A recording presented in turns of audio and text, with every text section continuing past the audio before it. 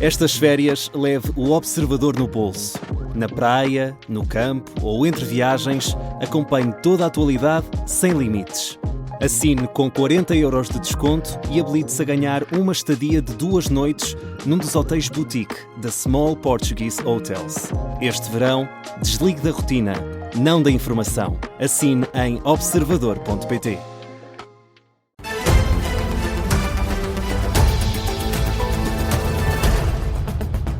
Jornal das 5, com a edição do jornalista Miguel Viterbo Dias. A investigação sobre os casos que envolvem o Ministro da Administração Interna vai ser apenas conduzida pelo Ministério Público.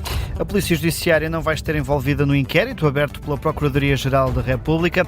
Fonte oficial da PGR confirma ao Observador que o inquérito vai ser dirigido apenas pelo Departamento de Investigação e Ação Penal de Lisboa. A Polícia Judiciária que descobriu indícios de eventual prática de crimes de descaminho e abuso de poder nas primeiras averiguações sobre o atrelado com amoníaco usado para a produção de droga e que foi encontrado nas instalações da Constru Barcelos, a empresa de João Carvalho, o empreiteiro amigo de Luís Neves. Uma outra fonte já tinha também assegurado ao Observador que apenas Luís Neves, na altura diretor nacional da PJ, poderia ter autorizado a movimentação deste atrelado. O redator principal do Observador, Luís Rosa, explica que esta decisão do DIAP de afastar a PJ da investigação não é muito comum. Isso é uma decisão que não é comum.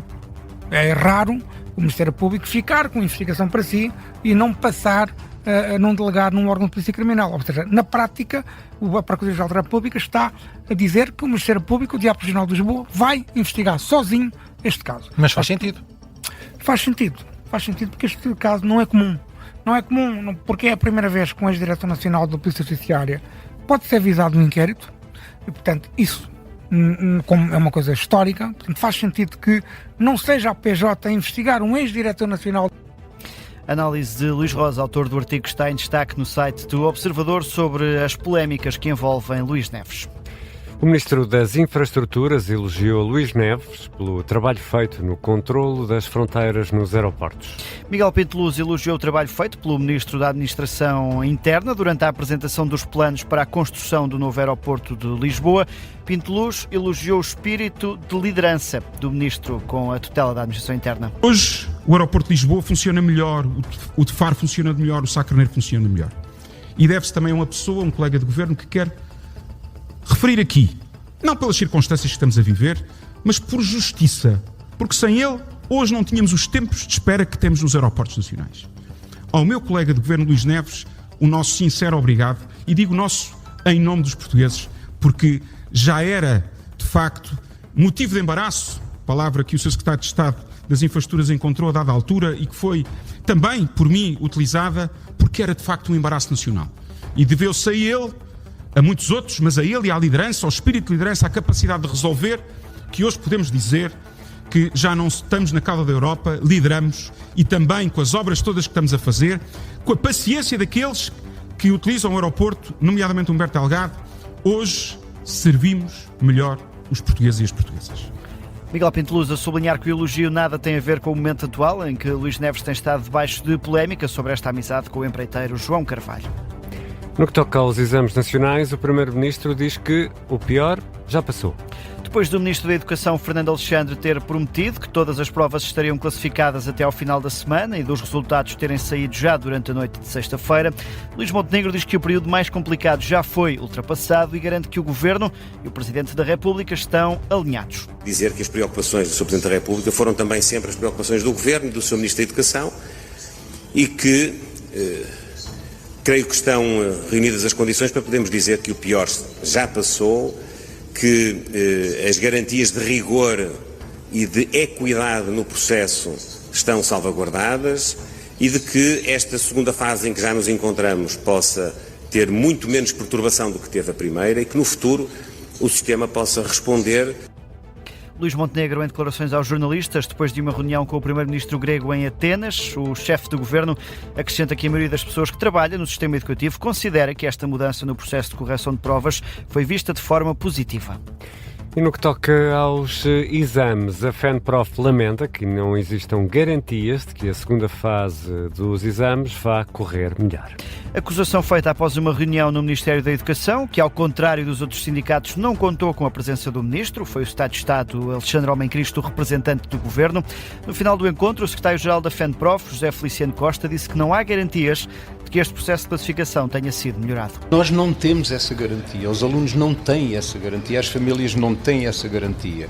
A garantia que nós tivemos é que, de facto, o processo correu mal, foi avançado, aliás, com todos os alertas, apesar mesmo dos desmentidos, houve alertas no sentido de que o processo não devia ter arrancado desta forma e, portanto, eu digo neste momento que acho que nenhum aluno neste momento, nenhuma família, pode ter garantias na nota que saiu, e os resultados estão aí à vista todos os dias, nós vemos na comunicação social, vocês também o fazem porque divulgam, nem a garantia que o processo vai decorrer normalmente. Mas nós queremos que decorra. Dúvidas levantadas pelo Secretário-Geral da FENPROF, que aproveitou também para, neste encontro, no Ministério da Educação, perguntar quem é que vai assumir responsabilidades políticas. Queremos saber, perante este caos, não é? Colocamos estas questões, que responsabilidades políticas, quem é que assume estas responsabilidades políticas, porque isto ao longo destes tempos foi sendo, essas responsabilidades não foram nunca na prática assumidas. Os exames marcaram parte significativa deste encontro. Falou-se ainda da promessa de pagamento das horas extraordinárias aos professores. José Feliciano Costa acusa o Ministro de ainda não saber como será feito esse pagamento. Esta hora decorre a última reunião com o STOP, o sindicato de todos os profissionais da educação.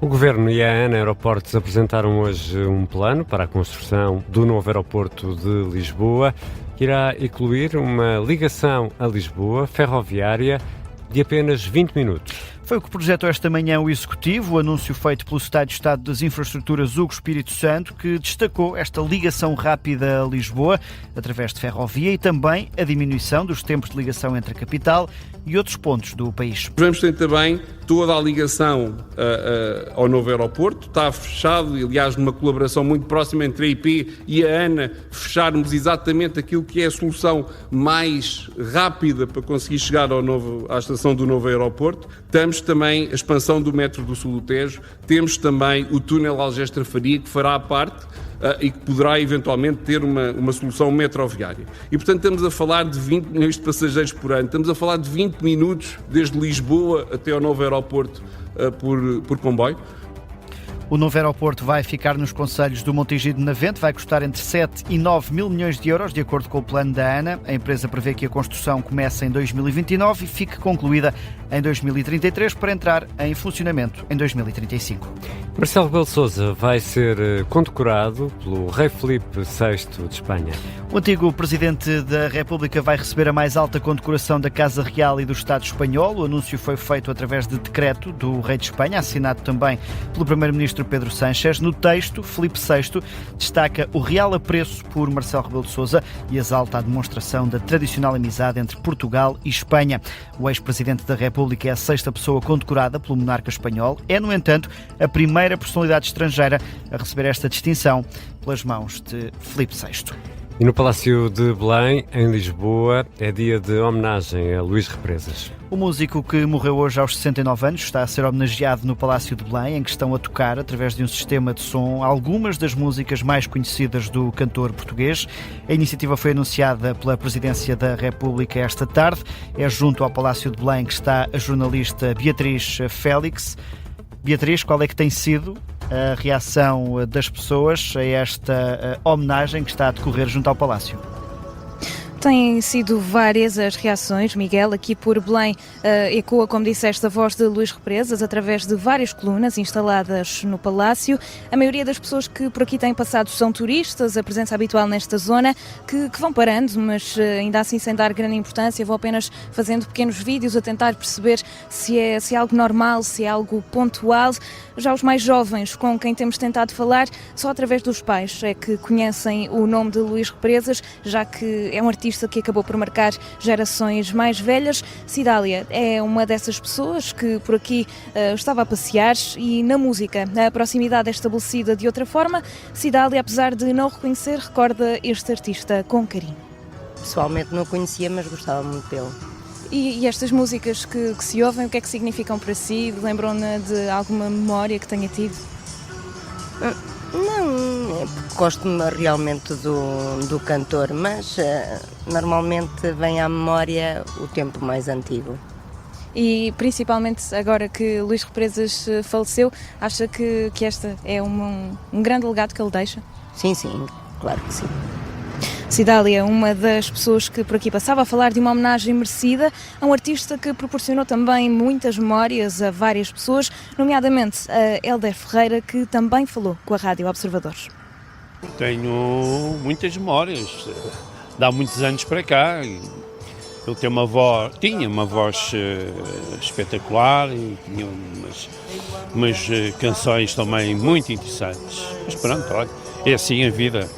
E essas canções, as mesmas que estamos a ouvir aqui agora, trazem-lhe recordações de momentos bons da sua vida? Sim.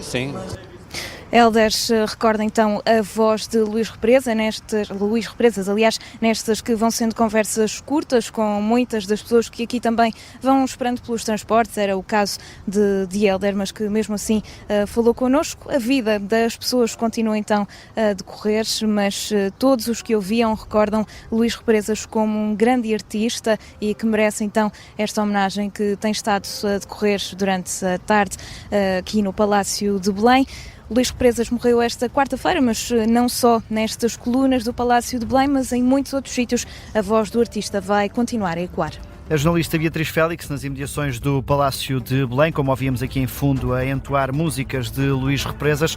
António José Seguro, que está numa visita oficial a Cabo Verde, mas mesmo assim interrompeu a intervenção que estava a realizar na Assembleia Nacional para lembrar o músico português. Um músico de exceção, com um timbre de voz inabalável, e que muito contribuiu para a afirmação e para a defesa da língua portuguesa. Invocá-lo hoje é um duplo sentimento de quem perde um amigo e de um certo Estado que se curva perante a sua memória e agradecido pelo contributo que deu ao nosso país, à cultura, à afirmação da língua portuguesa, que ultrapassou verdadeiramente vários continentes, que tocou gerações e que, no fundo, hoje nos faz sentir que perdemos alguém mesmo dentro de nossa casa. Depois de uma mensagem sentida a António José Seguro, que emocionou-se a falar de Luís Represas. Obrigado, Luís.